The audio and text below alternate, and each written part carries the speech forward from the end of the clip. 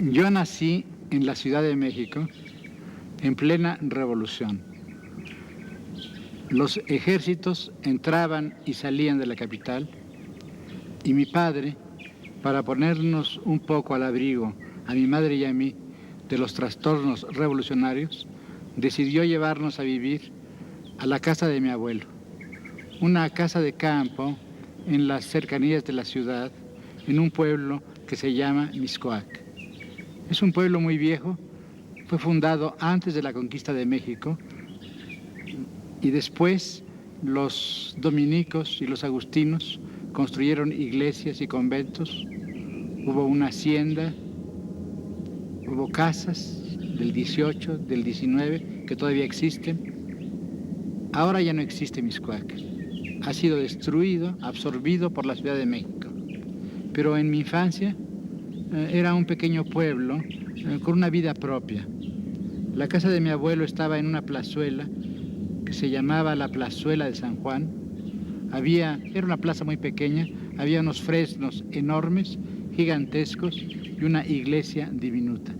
A mí siempre me extrañó este contraste entre el poder, diríamos, de la naturaleza, representada por aquellos grandes fresnos, y al mismo tiempo la persistencia de las obras humanas en aquella iglesia, que significaba en el fondo algo muy profundo, algo así como una obstinación de ser frente al paisaje mexicano. La casa en que vivíamos era grande, era espaciosa y tenía dos características. Había un jardín casi selvático, muy descuidado, en plena destrucción, diríamos, pero destrucción creadora, porque el descuido de los hombres le daba valor, diríamos, a las plantas y a las hierbas para crecer. Y frente a este jardín, la biblioteca. Jardín y biblioteca. Dos mundos frente a frente. Y entre ellos transcurrió mi infancia. El jardín era, a veces, la orfandad de una tarde, otras, los himnos de una mañana, otras, la pelea, la riña, la derrota. Muchos años más tarde escribí unas líneas a propósito de este jardín. Fluye el jardín en mi frente, río de rumores. Abandonado, cubierto de cicatrices, era un cuerpo a punto de desplomarse. Yo era niño y el jardín se parecía a mi abuelo. Trepaba por sus rodillas vegetales sin saber que lo habían condenado. El jardín lo sabía. Esperaba su destrucción como el sentenciado el hacha. La higuera era la diosa, la madre. Zumbar de insectos coléricos, los sordos tambores de la sangre, el sol y su martillo, el verde abrazo de innumerables brazos, la incisión del tronco. El mundo se entreabrió. Yo creí que había visto a la muerte. Vi la otra cara del ser, la vacía, el fijo resplandor sin atributos. De modo que yo le debo al jardín la revelación de la otra mitad de la vida, la mitad femenina. Y también, en cierto modo, esta visión estuvo unida desde el principio, como para todos los hombres, con la visión de la muerte.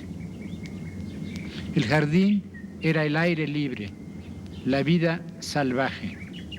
La biblioteca, el cuarto donde estaban los libros de mi abuelo, era el lugar cerrado. Yo leía mucho de niño, pero nunca establecí una separación grande, profunda, entre la vida de afuera, la vida activa, la vida del jardín, diríamos, y la vida íntima de la biblioteca. Para mí siempre, cuando era niño y adolescente, la contemplación, la vida del pensamiento y la vida de la acción estaban comunicadas, eran lo mismo.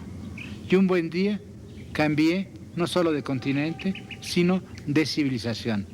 Fui a dar al Asia, al centro del Asia, a la India, a Delhi. Y ahí, un día, pero es mejor que lea un fragmento del mismo poema que leí antes. Un día, como si regresara, no a mi casa, al comienzo del comienzo, llegué a una claridad. Espacio hecho de aire para los juegos pasionales del agua y de la luz. Diáfanas convergencias. Del gorjeo del verde al azul más húmedo, al gris entre brasas, al más llagado rosa y al oro desenterrado.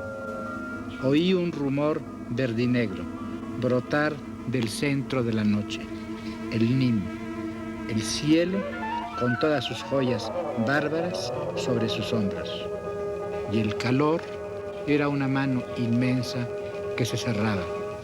Fue otro jardín, de modo que mi vida se divide en cierto modo entre estos dos jardines, el jardín destruido de la infancia y aquel jardín de Delhi. Aquel jardín de Delhi no era un paraíso. Por fortuna no era un paraíso. Todos los hombres aspiramos al paraíso, pero me pregunto si soportaríamos vivir en un paraíso. Me imagino que vivir en el paraíso es peor que vivir en prisión, porque en los paraísos no pasa nada, ni siquiera pasa el tiempo. El tiempo se ha detenido o el tiempo es una continua repetición. Y en los paraísos, como en las utopías, se ha suprimido lo imprevisto, el accidente, la enfermedad, la muerte, todo lo que nos entristece, todo lo que nos hace sufrir, pero también todo lo que nos da alegría. En los paraísos el deseo no existe, o el deseo siempre está satisfecho. En los paraísos, entre la imaginación y la realidad no hay diferencia, y en consecuencia la realidad se desvaloriza, desciende, y la imaginación también. No, el jardín de Delhi no era un paraíso. Era algo distinto, era una pasión, lo voy a decir otra vez con el mismo poema. En el jardín de Delhi aprendí, en la fraternidad de los árboles, a reconciliarme, no conmigo, con lo que me levanta, me sostiene y me deja caer. Me crucé con una muchacha, sus ojos, el pacto del sol de verano con el sol de otoño, partidaria de acróbatas, astrónomos, camelleros, yo de fareros, lógicos, sadúes. Nuestros cuerpos se hablaron, se juntaron y se fueron. Nosotros nos fuimos con ellos. Era el monzón, cielos de hierba machacada y el viento en armas por las encrucijadas. Por la niña del cuento, marinera de un estanque en borrasca, la llamé Almendrita. No un hombre, un velero intrépido. Llovía, la tierra se vestía y así se desnudaba. Las serpientes salían de sus hoyos. La luna era de agua, el sol era de agua, el cielo se destrenzaba, sus trenzas eran ríos desatados, los ríos tragaban pueblos, muerte y vida se confundían, amasijo de lodo y de sol, estación de lujuria y pestilencia, estación del rayo sobre el árbol de sándalo, tronchados astros genitales, pudriéndose, resucitando en tu vagina, madre India, India niña empapada de savia, semen, jugos, venenos.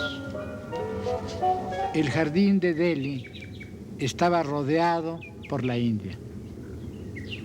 La miseria, la belleza, los siglos, los templos. Todo eso para mí fue muy importante. Leí mucho, tuve amigos que todavía recuerdo, pero quizá lo más profundo fue la experiencia del jardín. Porque un jardín no es un lugar, es un tránsito, una pasión. No sabemos hacia dónde vamos, transcurrir es suficiente, transcurrir es quedarse. Una vertiginosa inmovilidad. Después tuvimos que abandonar la India. El jardín se ha quedado atrás, atrás o adelante. No hay más jardines que los que llevamos dentro. ¿Qué nos espera en la otra orilla? Pasión es tránsito. La otra orilla está aquí.